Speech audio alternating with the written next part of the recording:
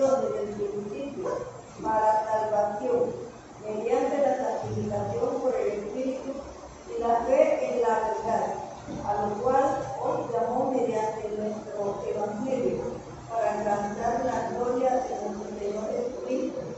Así que, hermanos, estad firmes y retened la doctrina que habéis aprendido, sea por palabra o por carta nuestra.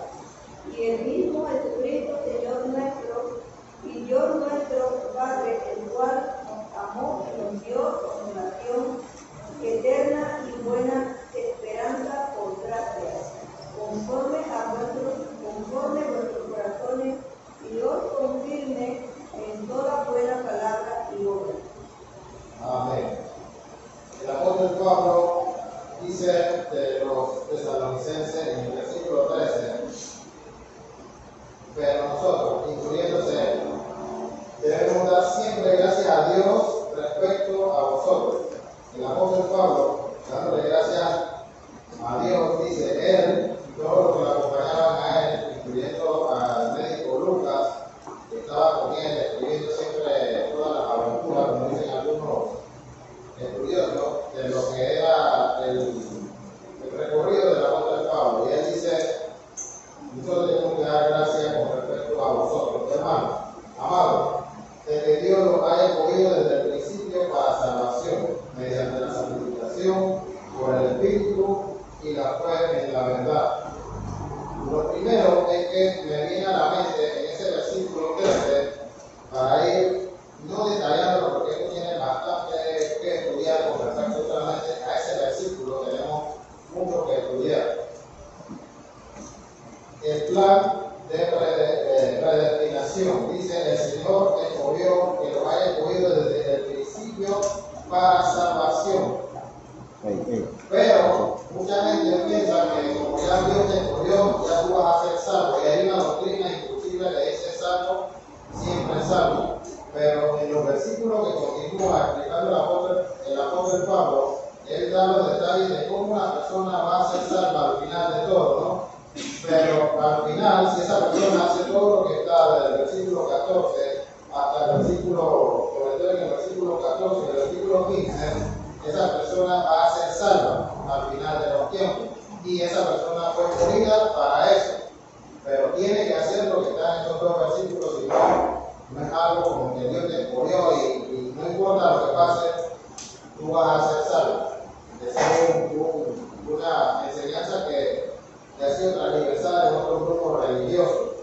No puede ser de esta manera. Primero, él dice: estamos agradecidos con Dios porque Dios nos escogió, dice, desde el principio para salvación.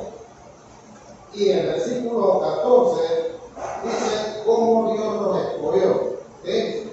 O sea que nosotros estamos dentro de la carrera de aquellos que hemos sido escogidos. ¿Por qué? ¿Cómo fuimos escogidos? Ahí está la respuesta. ¿Qué dice? Mediante el Evangelio.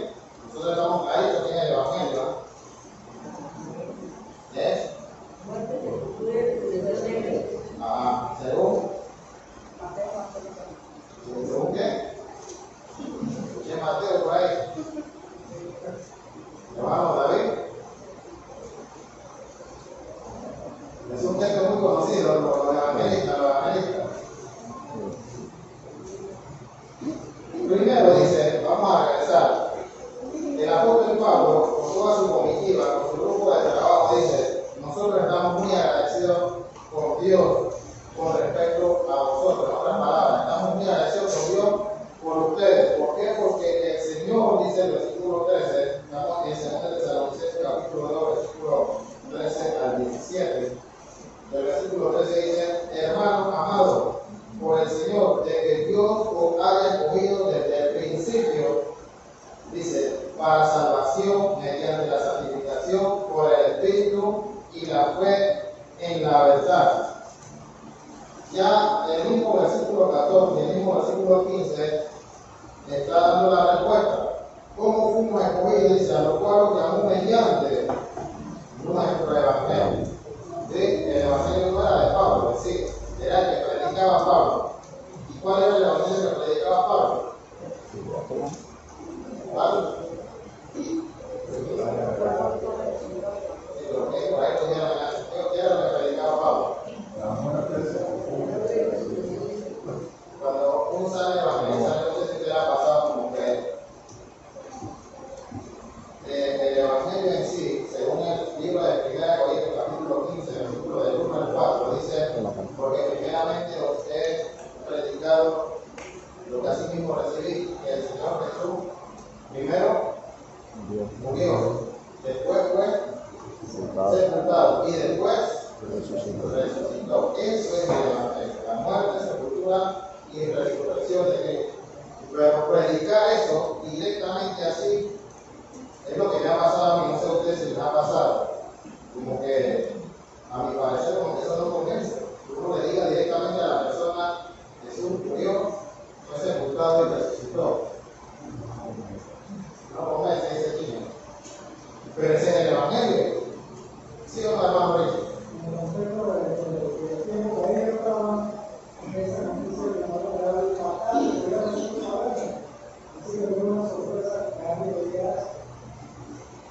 Tiene toda la razón, hermano Richie, cuando la palabra impactante.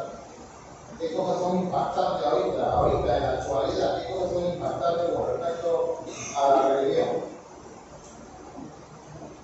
¿Ah? Nada. ¿Qué cosas son impactantes ante el ser humano, a la percepción del ser humano con respecto a la religión? Tenemos a una virgen llorando en México. No es nada. Ya son puras cosas que han pasado casi ya llevamos 2000 años de que sucedieron. Entonces, como dice el hermano. Pero el evangelio en sí dice la muerte, sepultura y resurrección de Jesús, según 1 Corintios capítulo 15, versículo del 1 al 4. Así Dios nos llamó, dice, para alcanzar la gloria de nuestro Señor Jesucristo. El apóstol Pablo está muy agradecido. Nosotros estamos dentro de aquellos llamados, pero no quiere decir que ya vamos a ser salvos.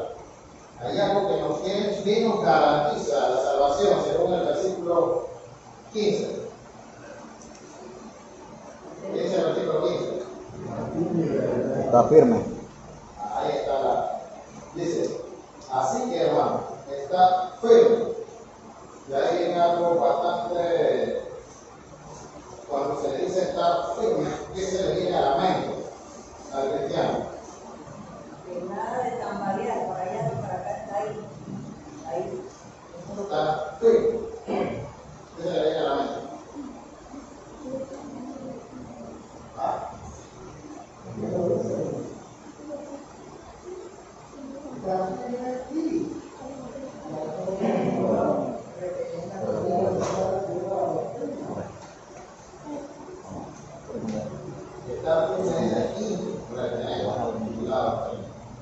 hoy estábamos hablando con un señor y le explicamos. Al final de toda la explicación nos dimos cuenta que no había comprendido lo que estábamos diciendo, porque al final de toda la explicación le dijimos, y si hoy usted muriera, ¿qué sería de su destino? ¿A dónde iría?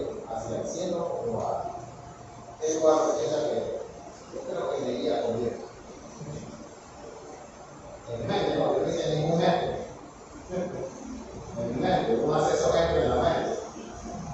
Así que tuvimos que volver a comenzar para que el Señor pudiera entender. Y entonces, al final de la explicación, nuevamente, ya detallada, él dijo: bueno, yo creo que si me muero ahorita sí estaría problemas. Ahora sí, porque se lo explicamos muy elocuentemente al principio y luego además no quisimos ser contundentes, directos, pero no lo entendió. Cuando entonces ya con mucho respeto fuimos más directos, entonces él dice: yo creo que así, si me muero, yo creo que estaría sin problema. Eso es lo que uno quiere, que la persona entienda, porque nosotros, dice ahí, así que hermano, está firme y retener la doctrina. La palabra firmeza tiene que ver con la estabilidad. Con la estabilidad. Ustedes han escuchado a las personas que son lunáticas. La hermana Rosina se arregla. ¿Qué le viene a la mente, hermana Rosina?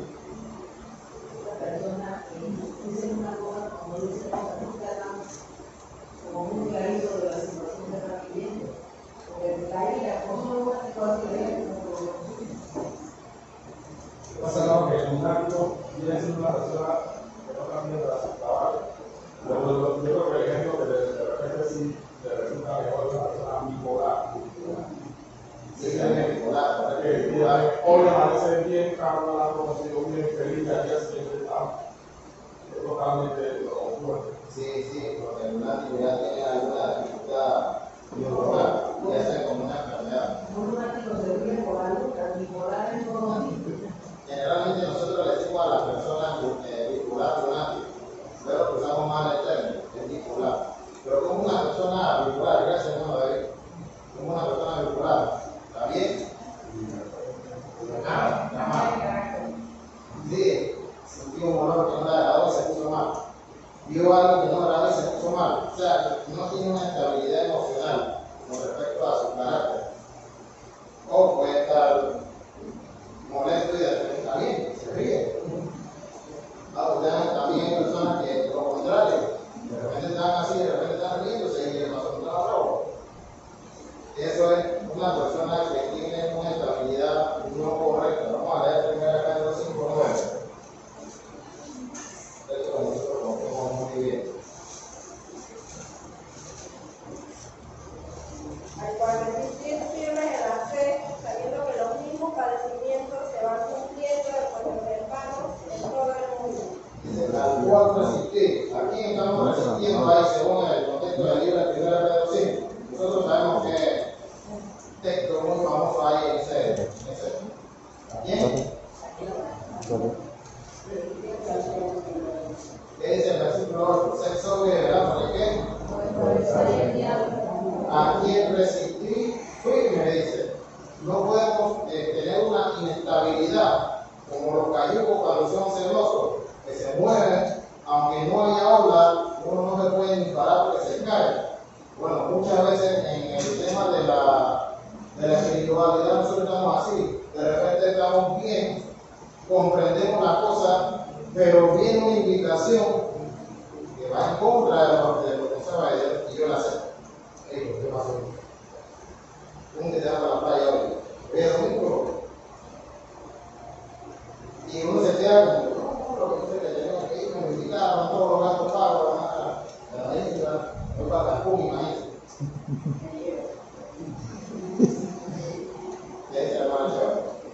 Voy a leer aquí algo que dice sobre el lunático.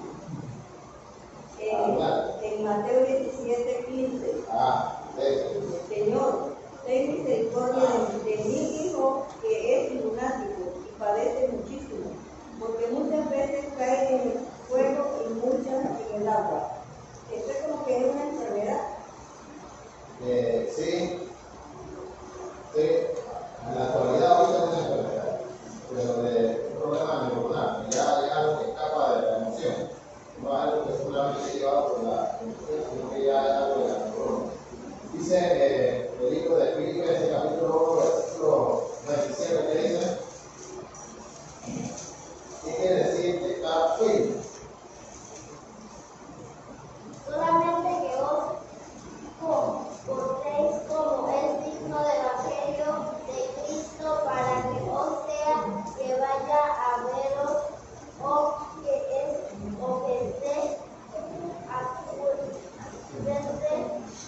ausente, oiga de vosotros que estéis firmes en un mismo espíritu, combatiendo unánimes por la fe del Evangelio. Una de las maneras de estar firme es a través del comportamiento.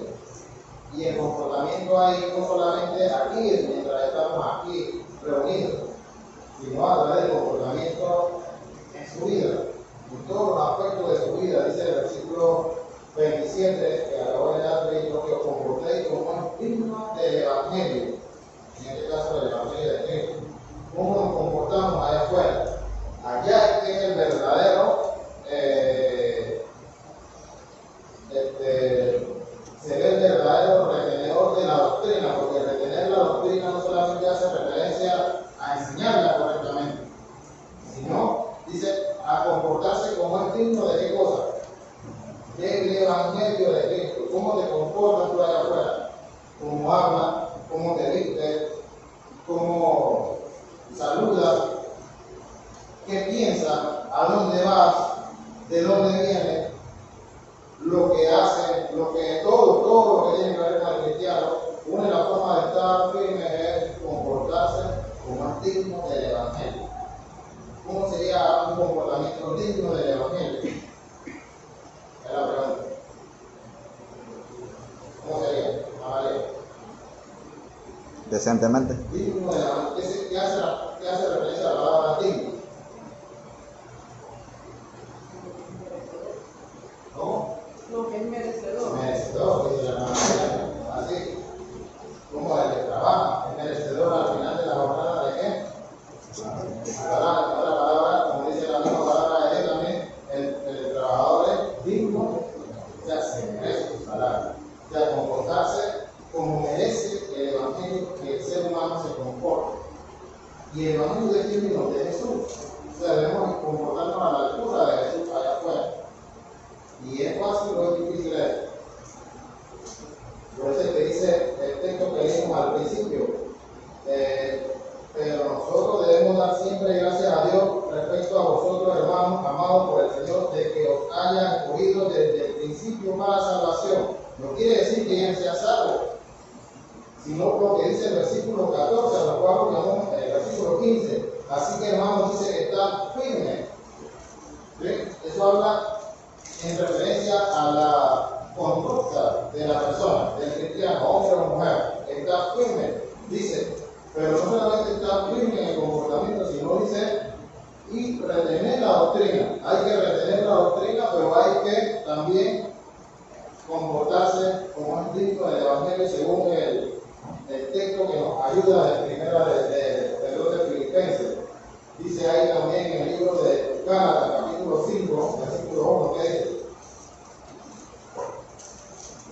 Está perdido en la libertad que Cristo nos hizo libres, y no estéis otra vez sujetos al yugo de esclavitud. Al yugo de la esclavitud. Usted, cuando se oye esclavitud en la Biblia, ¿qué nos viene a la mente? ¿Qué viene a la mente? Esclavo, ¿ah? Una persona encadenada. Una persona encadenada, mire, puede ser otra cosa, pero cada quien piensa de manera diferente. El hermano Jesús es Israel. El hermano Jesús es una persona encadenada. O sea, está atada. Está atada. Y el yugo, ¿saben qué es el yugo? No, ya se ha explicado mucho aquí. Porque ponían los bueyes a uno con otro para unirlo, para que arrearan la tierra para después hacer la siembra. En otra palabra, echar y echar. Pero usted y el pecado, yo y el pecado ahí, unidos nuevamente. Eso es lo que dice el libro de Gálatas. Está pues firme en la libertad con que Cristo nos hizo libres y no estéis otra vez sujetos al yugo y a la esclavitud.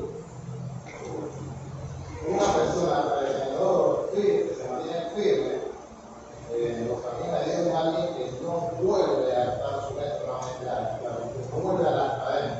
Es algo que podemos volver, ¿sí o no? Podemos caer allá nuevamente. Y es fácil, es lo más fácil de la vida. Yo pienso que es lo más fácil de la vida. No hay que hacer nada. Uno va a estar solito. No hay que soltarse de Jesús. ¿Qué dice Efesios 4, 14? Para que ya no seamos niños guantes llevados por doquiera de todo viento en doctrina por estratagemas de hombres que para engañar emplean con astucia las artimañas de Dios. Amén. Dice una persona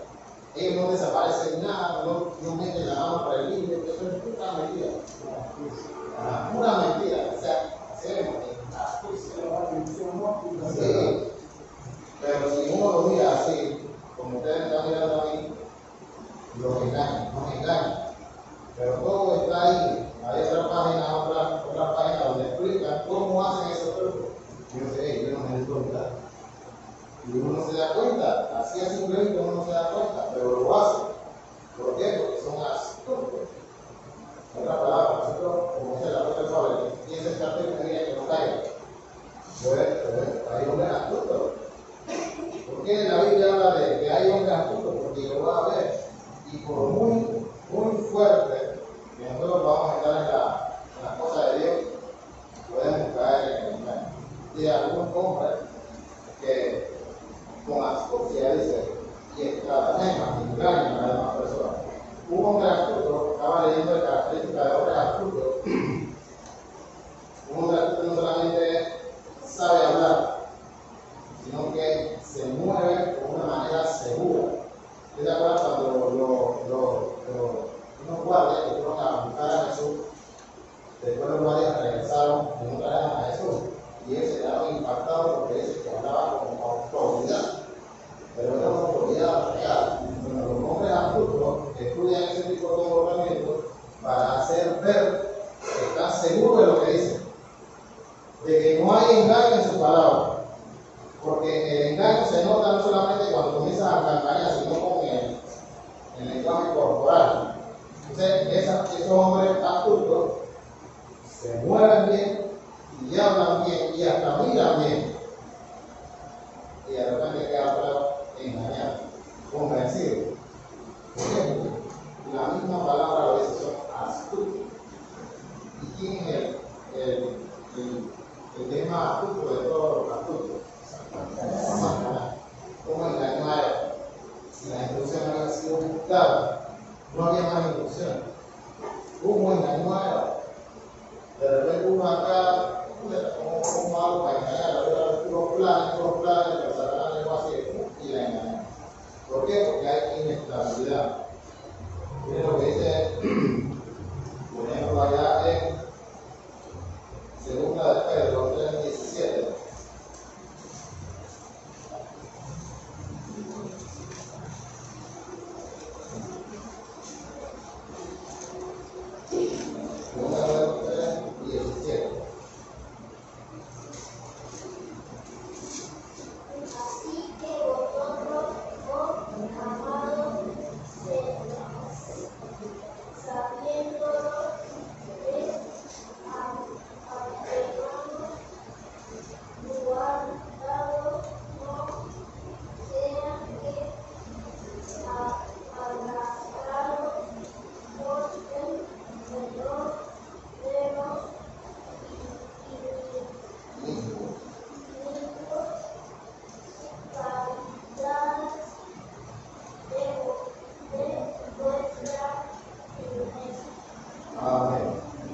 Hay formas de contagiarse de los comportamientos, de las actitudes o de las formas de vida de otras personas, ¿sí o no?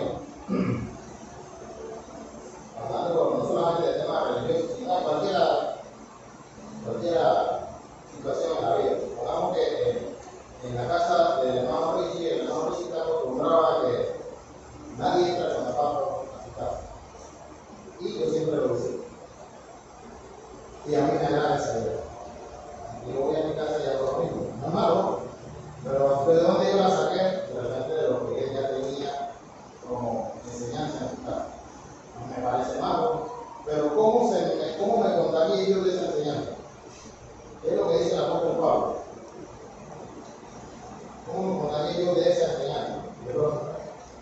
Como dice el panameño, pateando. Y así, de repente usted va siempre a algún lugar y su subconsciente, muchas veces la persona dice, no, yo no voy a contagiarme, no va a pasar nada, pero a veces nuestra misma mente nos engaña, que hay estudio de eso, de la mente, de que la misma mente está hablando de enseñanza cuando nosotros no nos damos cuenta. Y cuando nosotros la damos poniendo en práctica. Entonces, es que lo que pasa es por eso que uno tiene que ver la compañía. Porque tú andas con una persona que es mal habladito, a la primera vez que ustedes hablando igual que él. Así que por eso que uno tiene que estudiar la manera de con quién conversar, porque es como tú dices, sin darse cuenta, uno se conversa. Primera Corintios 15,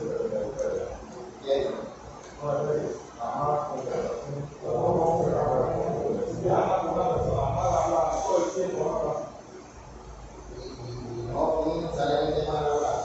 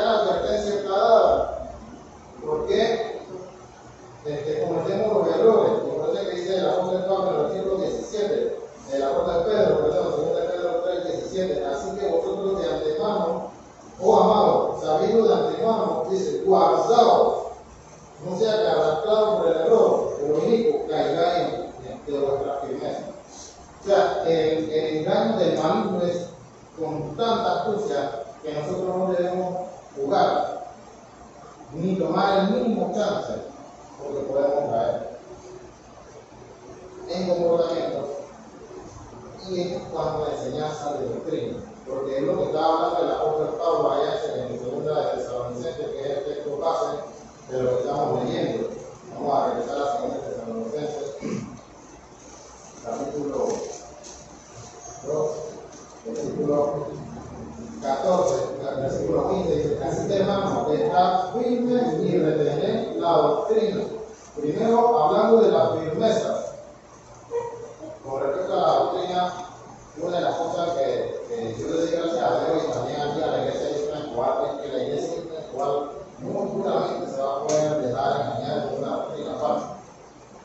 Puede pasar. Puede pasar. ¿Qué dice el hermano Luis?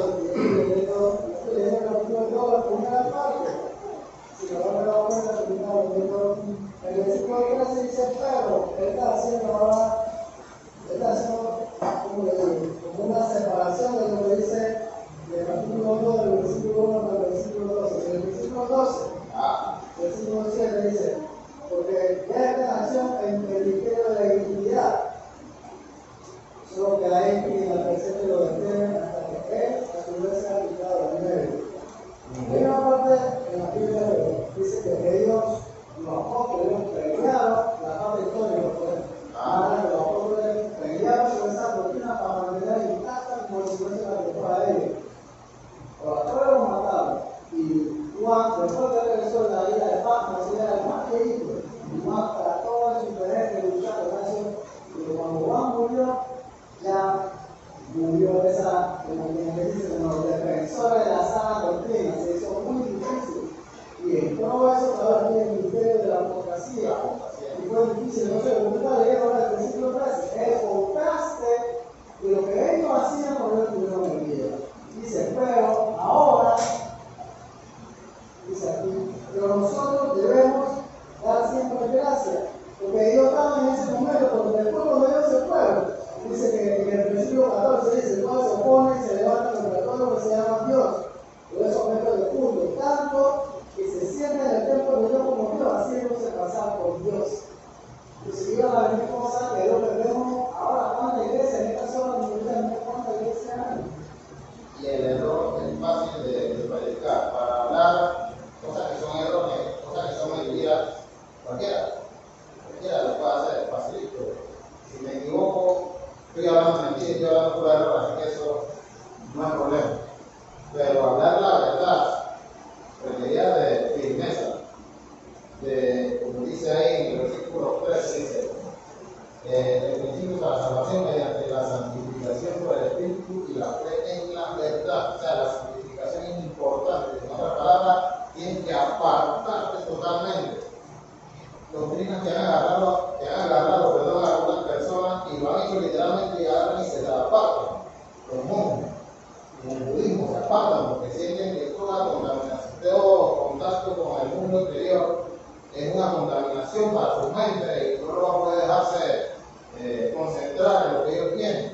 Bueno, nosotros lo debemos hacer, pero no como ellos, sino espiritualmente. Y es posible, solamente que no es fácil, pero sí se puede hacer. Por eso se trata de que sí, fuimos escogidos desde el principio para salvación, pero hay que estar firme, y estar firme requiere de mucho esfuerzo, como lo hemos leído ya en el libro de Gálatas, Filipenses y segunda de Pedro. El mismo Josué decía en el capítulo 23 de Josué, versículo 7, que dice, hablando de temas de mezcla con los grupos de las otras naciones que adoraban por los dioses, que dice Josué 23, 7.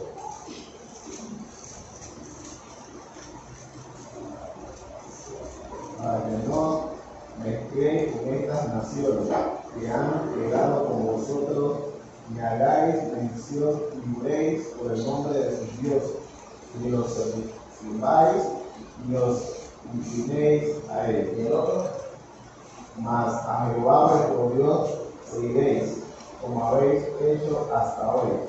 amén. Mira eso, nosotros sabemos la historia del pueblo de Israel.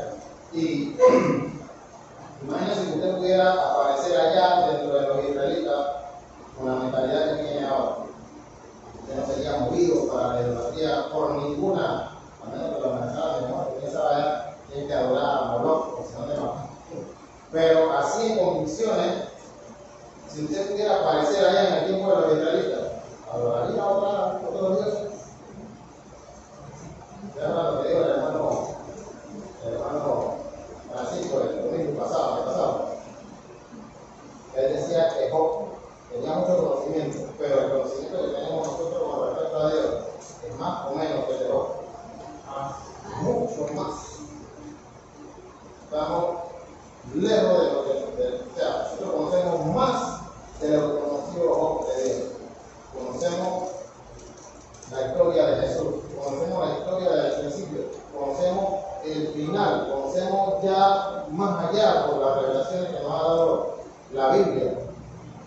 O sea que nosotros tenemos más conocimiento. Si usted pudiera aparecer allá en el tiempo de los israelitas, seríamos ido a adorar a otras deidades, otros dioses, perdón, por ningún motivo, ¿sí o no? Por el conocimiento que tenemos. Pero ellos sí eran movidos a eso. ¿Se mezclaron o no se mezclaron los israelitas? ¿Había posibilidad de mezclarse o no? Ahora la pregunta es, ¿nosotros nos mezclamos o no nos mezclamos con el mundo? ¿Qué es lo que dice el primer de Juan? No améis al mundo, dice. Es como si allá Dios le dijera a los israelitas a través de Moisés o de Josué, no améis a las otras naciones. Acá se nos dice a nosotros, no améis al mundo ni las cosas que hay en ellos. Porque lo que viene del mundo, ¿de quién proviene? Dice la Biblia, no proviene de Dios. Pero ¿nos gusta o no nos gusta el mundo? ¿Ah? Nos gusta. Nos gusta. Una de las cosas que les gusta a los hombres, a nosotros los hombres, es la parte esa del poder.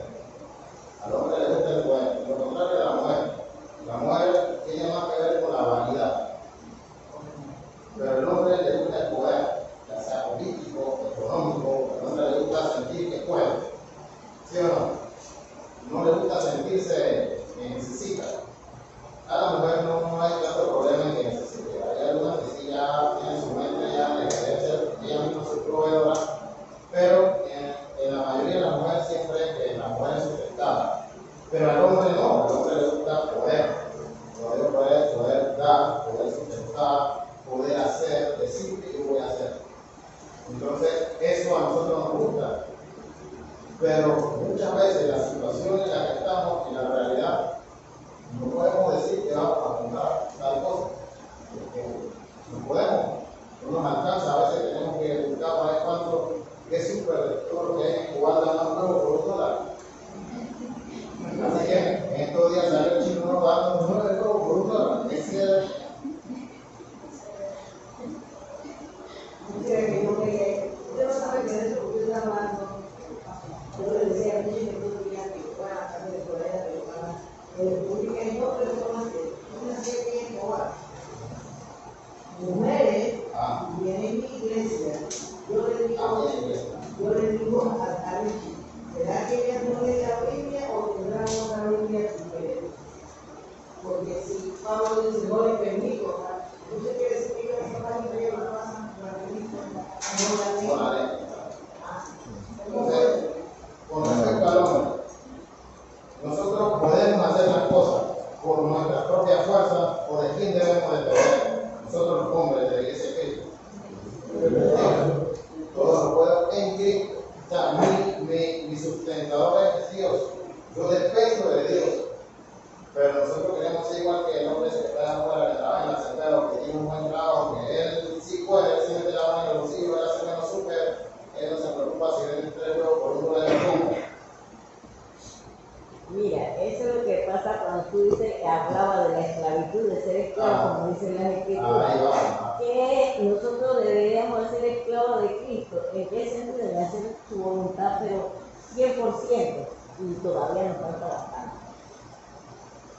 El libro de Josué habla acerca de que no debían mezclarse, sin embargo se mezclaron mucho y hubo muchas consecuencias por eso, muchas consecuencias fatales para el pueblo de Israel. Y nosotros tenemos una advertencia en primera de Juan que nos dicen que no amemos al mundo, porque el mundo es muy atrayente.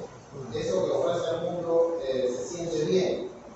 Uno lo ve bien, lo oye bien y lo abraza bien, pero eso es lo que Dios no quiere que nosotros hacer. Por eso es que el libro de Josué hacía la advertencia, Dios hacía la advertencia, y también Job decía de la siguiente manera, en Job capítulo 11, versículos 14 y 15, mire lo que dice, con respecto a la firmeza y a la inestabilidad. Y alguna iniquidad hubiere en tu mano, y la echaré de ti, y no consintieres que more en tu casa la injusticia, entonces levantarás tu rostro limpio de manchas, y serás fuerte, y nada temerás. Bueno, ese texto, a mí me gusta ese texto. Mira, dice, si alguna iniquidad hubiere en tu mano y la echaras de tu casa. ¿Se puede? Sí se puede. Porque ¿qué es lo que pasa? Llegan o no llegan consecuencias a nuestro hogar, a nuestra vida. Porque la casa ahí también hace referencia no solamente a la casa física, sino a la vida de la persona. Por eso que Jesús decía, si tu ojo es ocasión de caer, todavía no has caído, pero te puede hacer caer tu ojo, todavía no has caído. ¿Qué debería hacer? Dice Jesús, sácalo. Y si tu mano también tiene ocasión de caer, dice, antes de que ya caiga, o sea, ya cayó, porque ya cayó, entonces te la voy a cortar, no, antes de que caiga. Dice el texto, ya nosotros debemos, por eso es que antes leímos en 2 Pedro 3:17, ya nosotros estamos advertidos de antemano, debemos estar firmes, porque si yo veo que un miembro de mi cuerpo tiene ocasión de caer, en este caso, según lo que decía Jesús, antes de que pase, ya yo debo cortarlo. Ya no debo esperar que pase lo malo, entonces la voy a cortar tú, tenía que haberla cortado antes. No, tiene que ser antes de. Y por eso es que Job decía, si alguna iniquidad hubiere en tu mano y la echare de ti, y no consintieren que more en tu casa la injusticia, entonces levantarás tu rostro limpio de mancha y serás fuerte y nada temerás.